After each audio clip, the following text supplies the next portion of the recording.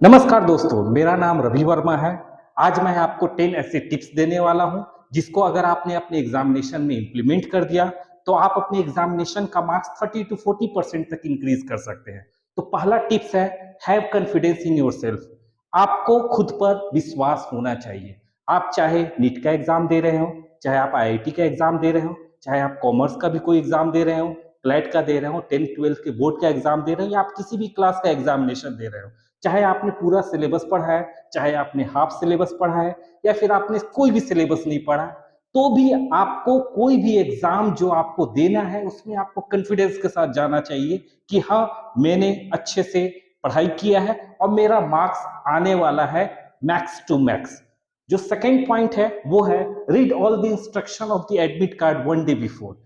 Maximum बच्चे ऐसे होते हैं जो एडमिट कार्ड के जो इंस्ट्रक्शन दिए होते हैं, जैसा कि आपको पता है कि किसी भी एग्जामिनेशन के पहले एडमिट कार्ड रिलीज होता है, वन डे बिफोर या टू डे बिफोर। किसी किसी एग्जाम का तो एडमिट कार्ड आपको एक वीक पहले रिलीज हो जाता है। तो आपको एग्जामिनेशन के कम से कम एक दिन पहले उस एडमिट कार्ड के सारे इंस्ट्रक्शंस को पढ़ना बहुत जरूरी है, क्योंकि बहुत सारे ऐसे रूल्स जो होते हैं जिसके बारे में आपको नॉलेज नहीं है, पर वो एडमिट कार्ड में लिखा हुआ है, और अगर आप उस रूल को बिना फॉलो किए अगर आप एग्जामिनेशन हॉल में जाएंगे, तो ये हो सकता है कि आपको परेशानी होगी, जिसके कारण से कहीं ना कहीं आप परेशान होंगे और इसका इफेक्ट आपको एग्जाम में पड़ेगा।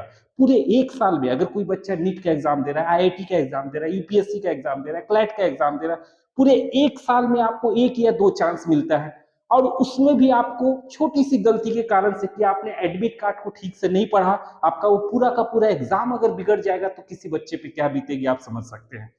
जो थर्ड पॉइंट है वो ये है कि आपको एग्जामिनेशन सेंटर और एग्जामिनेशन सिटी में एक दिन पहले पहुंचना होगा। जैसे सपोज कीजिए कि मैं रायपुर से हूं, और या मैं भिलाई से हूं, और मेरा एग्जाम सेंटर नागपुर पर पड़ा हुआ है।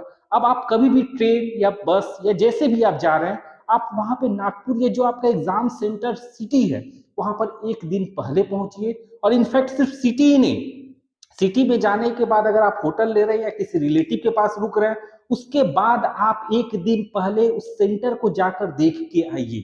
रीजन ये होता है कि आपने उस सेंटर को देखा नहीं, और जब आप एग्जाम देने जाएंगे तो वो सेंटर जल्दी मिलता नहीं है, जबकि आसपास में ही होता है, लेकिन कहीं ना कहीं अपन बहुत ज्यादा हड़बड़ी में रहते हैं, परेशान रहते हैं, टेंशन में रहते हैं, फ्रस्ट्रेटेड रहते हैं, तो इस कारण से अपने को वो सेंटर मिलता नहीं है।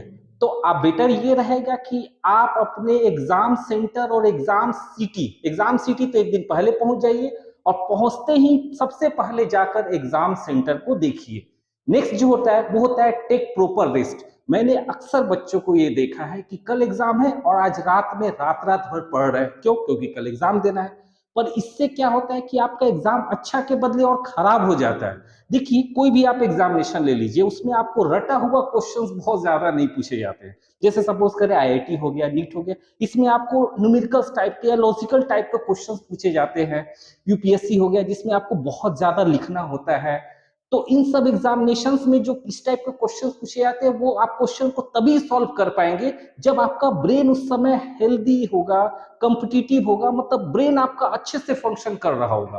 और ब्रेन आपका अच्छे से फंक्शन तभी करेगा जब आपका ब्रेन एकदम हेल्थ, मतलब रेस्ट पूरा कंप्लीट लिया हो, इसका तभी आपका ब्रेन अच्छे से वर्क कर सकता है। तो जैसे न्यूमेरिकल्स वगैरह पूछा जाता है, वो आप तभी सॉल्व कर सकते हैं जब आपका ब्रेन अच्छे से रेस्ट लिया हो, ताकि एकदम फ्रेश हो।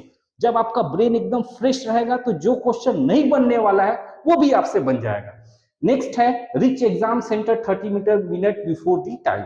अब जैसे मान लीजिए कि मेरा एग्जाम है आज 10 बजे से, और मेरे को बुलाया गया है 9 बजे, तो 9 AM में मुझे एग्जाम में बुलाया गया, तो मैं ऐसा कोशिश करूंगा कि मैं 8:30 तक ही एग्जाम सेंटर पे रीच कर जाऊं।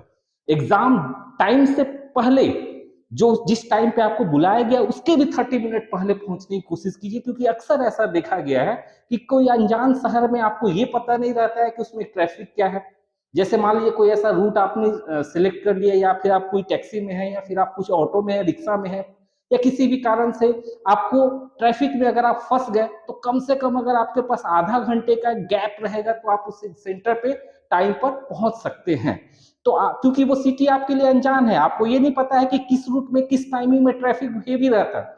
तो आपको ये कोशिश करना है कि जिस टाइमिंग में हमको एग्जाम बुलाया गया है उसके कम से कम 30 मिनट पहले मैं एग्जाम सेंटर पे पहुंच जाऊं।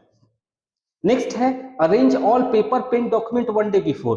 अक्सर ऐसा देखा गया है कि बच्चों का आज एग्जाम है, आज वो नेट कैफे या फिर आज जाके वो एडमिट कार्ड निकाल रहे हैं, तो ये सब गलतियां ना करें। हालांकि ऐसा हो सकता है कि आपको उस दिन एडमिट कार्ड ही ना निकले, बहुत सारी संभावनाएं हो सकती है कि आप बहुत जगह दौड़े हैं तब जाके आपका एडमिट कार्ड निकला है और इसके कारण से आप बहुत परेशान हो गए हैं, टेंशन में आ गए, फ्रस्ट्रेट हो गया और ये सब इम्पैक्ट आपको एग्जाम पर पड़ेगा। आपने एग्जाम की तैयारी 1 साल तक की है, 6 महीने तक की है, 2-2 साल तक की है और वो छोटी सी गलती आपके एग्जाम्स में पानी फेर सकता है। तो बेटर यही रहेगा कि आप एक दिन पहले जितने भी कागज है, चाहे आपको आधार कार्ड हो गया, चाहे एडमिट कार्ड हो गया, चाहे ब्लैक पेन हो गया, पेंसिल हो गया, ड्रेस कोड हो गया, जो भी चीज आपको जरूरत है एग्जामिनेशन देने के लिए, आप वो सारी चीजों को अरेंज कर लीजिए।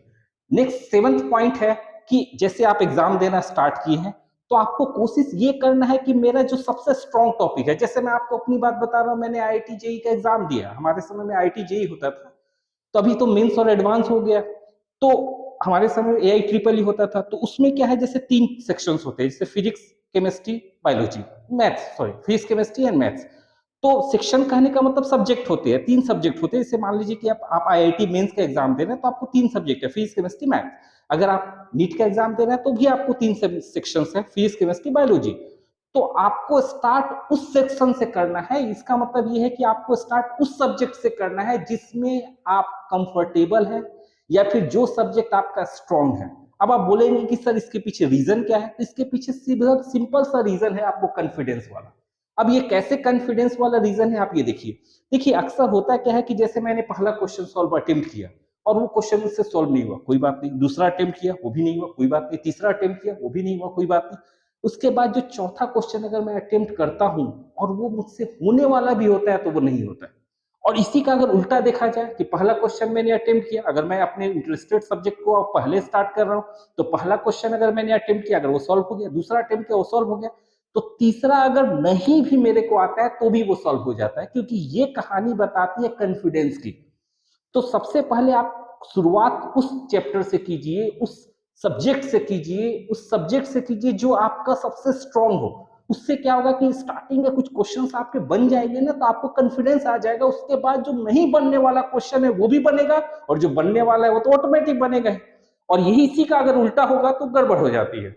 नेक्स्ट अगर देखा जाए तो never waste extra time on any one question. देखिए अक्सर एग्जाम जो होता है वो आपको सिर्फ और सिर्फ नॉलेज का गेम नहीं होता है। वहां पे आपको स्पीड भी मांगा जाता है, वहां पे आपको एक्यूरेसी भी माना जाता है और वहां पे आप कितने लॉजिकल है। जैसे सपोज करिए कि 2 चीजों में एक चीज को सिलेक्ट करना हो तो आप कितने लॉजिकल है कि आप सही चीजों को सिलेक्ट करेंगे। ये सब भी चीजें आपको एग्जामिनेशन में पूछी जाती है, मतलब चेक किया जाता है।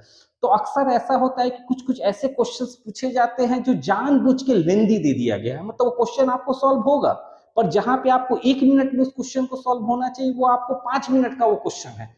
तो आप बेटर ये रहे कि आप क्वेश्चन देखिए, क्वेश्चन पढ़िए। अगर आपको ये लगता है कि आपका इसमें समय बहुत ज्यादा लगेगा तो आप उस क्वेश्चन को छोड़ दीजिए और आप आगे बढ़ जाइए।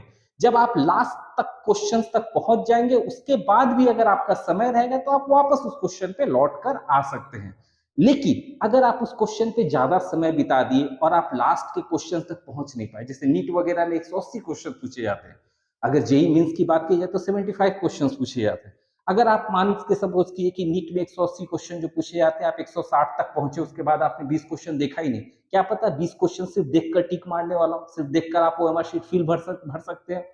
तो इसीलिए कहा जाता है कि आप स्टार्टिंग में जो आपका जो लेंदी क्वेश्चन है उसको छोड़ दीजिए, क्योंकि जब आपको लास्ट में जब आपको समय मिलेगा तो उसके बाद आप ऑलरेडी उसको कर ही सकते हैं। और जैसे जैसे क्वेश्चंस करें, जैसे सपोज कीजिए एक सेक्शन आपने कंप्लीट कर दिया, जैसे सपोज कीजिए आपने फिजिक्स का सेक्शन कंप्लीट कर दिया, तो आप पहले फिजिक्स का ओएमआर शीट भर लीजिए।